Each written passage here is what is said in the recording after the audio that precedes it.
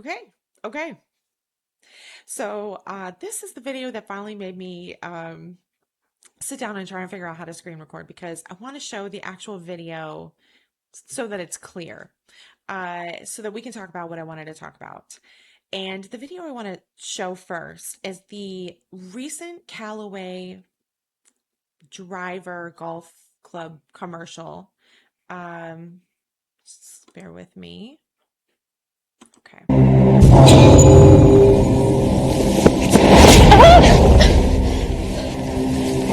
Do not touch my new driver. Okay. So that ominous music is certainly a harbinger. So the reason why I wanted to talk about this commercial specifically, a lot of people are talking about it in domestic violence spaces. And I that 100% agree. That is accurate. Absolutely. And what is most concerning about it is that it is shifting, or it's signaling, in my opinion, a pendulum shift away from being a society that's oriented toward safety for victims of abuse. And so the commercial itself is sort of in a context of like a man and a woman. But as always, this applies to male victims of abuse, non-binary, whatever your particular situation is. Essentially, it's showing to me two things. One, that victims are going to start getting less support socially, but also two, that people are looking to expand their permission for violence. So one of the things that is I think really interesting from a sociological perspective is how many people, at least in my country, so I can't talk about other countries, but in America, there are a lot of people with a desire to power over other people, and they have these power fantasies. So often when you see these like aggressive people talking about, oh, if someone were to come into my home, I'd shoot them, blah blah blah, or like, roll up in my neighborhood, I'll do this and that. That's a power fantasy. That is somebody who wants permission to harm another person and it be okay. That's why so many of these situations that happen at someone's house end up being violent and deadly. For people who, in my state, we had a child go to someone's house because I think he missed the bus or there was some issue, and so he knocks on the door, and he, he was murdered, like on this person's front steps. He thought he finally had permission to get his gun out and murder somebody. He wanted to murder somebody and he wanted it to be justified. And so to me, when I look at this Callaway commercial, it is looking or it is establishing permission for people who want permission to enact violence against another person, who want to be able to check a person they want to be able to check. If you have grown up in a family, let's say you were a kid and you were experiencing violence in the home, and generally speaking, the violence was always going to be presented as your fault. You weren't correct in some way, you were deficient. Broadly speaking, when we see trends of violence in families, like for children, the violence is always given a reason. Um, Very few families get to the sadistic point of we're just hurting you to hurt you because we want to. They're usually presenting it in a form of justification. And of course, also you'll see this in interpersonal relationship dynamics. When you look at social upheaval, social violence, it is often presented as this is justified violence. We have permission to do what we did. And I'm not saying that's always wrong, but the permission aspect is what I want to talk to victims about, because sometimes sometimes when you're a victim of abuse, your opinion of people is to take them straightforwardly for what they're saying.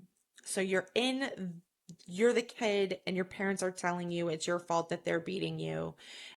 You think, oh, if I only fix it, then they'll stop harming me. Or if you're in the relationship interpersonal dynamic, or like friend group, work, toxic work culture, and you think, oh, all of these things they're telling me, if I just fix it, they'll stop doing it. It's not about that there's something wrong that has to be corrected. It's about giving themselves permission to harm you, the victim. They've put you down at a lower status part of the hierarchy, and they are reinforcing that status by harming you. The it's not that the ends justify the means, it's that they want to enact the means. They want to have this permission. So I find that it sneaks up on people because when society is operating normally or when things are operating normally and everyone's just sort of going along with how we think human beings are and operate, sometimes there's a little peek into how things might otherwise be. So, a really good example, I feel like everyone, well, maybe not everyone, but a lot of people might have had is if you were in school, like grade school, and suddenly there was a fight. And suddenly every kid goes running to the fight to look at the fight and to be like, fight, fight, fight, fight. Now, if you didn't have this at your school, congratulations. We had this in my school. Multiple of my schools. Also, if for some reason some kid cut the lights, suddenly the entire classroom would start screaming. Now, if you have normalcy bias, you're going to assume that, oh, if the lights get shut out, no big deal. You're not going to expect this behavior because this behavior is not within the norm of what we would see. But it happens. And the reason it happens is because people are looking, in this case, the children, they're looking for permission to do more. So when we see discussion, and honestly, this is probably a 20-year ago conversation, but there used to be discussions about how it doesn't matter what a victim wears.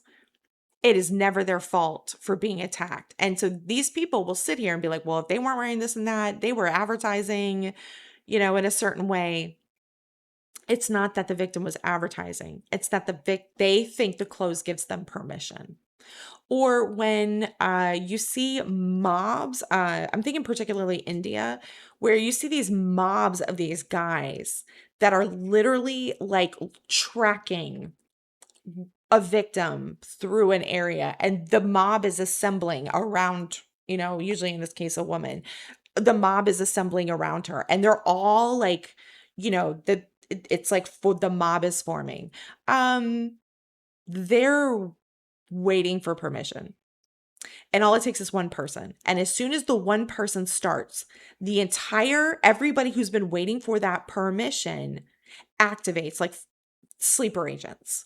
And then so suddenly the victim is, obviously sexually assaulted, harmed, even murdered, often horrendously. And so that mob that happens, that is for the purpose of diffusing guilt.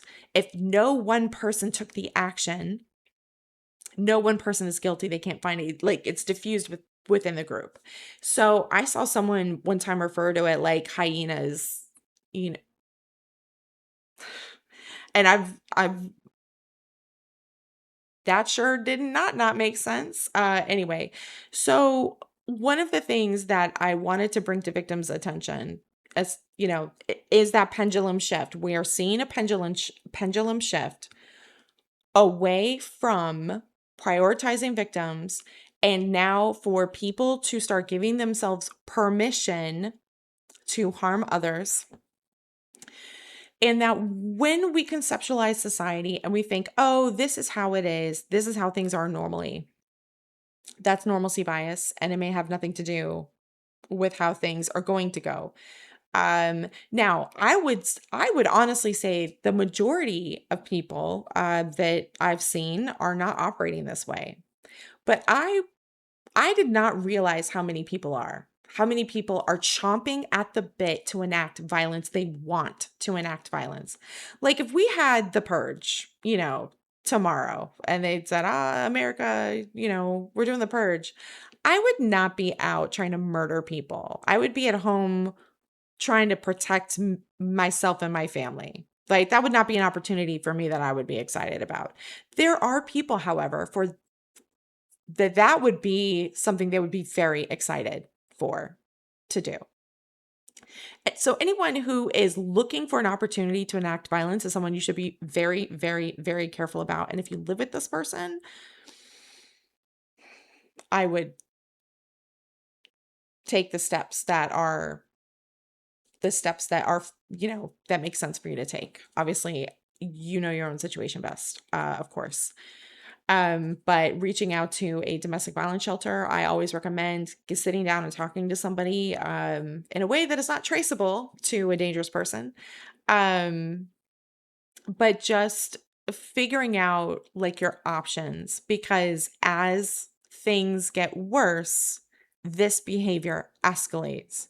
And I think it takes victims by surprise because we don't think that way most of the time. Well, most of the time. I mean, generally speaking, victims don't think that way in my experience. People who are looking for opportunities to harm others are people who are only not doing it because there are social consequences. And this Callaway commercial, I think, is a foreshock leading indicator that we're moving in that direction, unfortunately. So anyway, I hope this makes sense, and I will talk to you next time.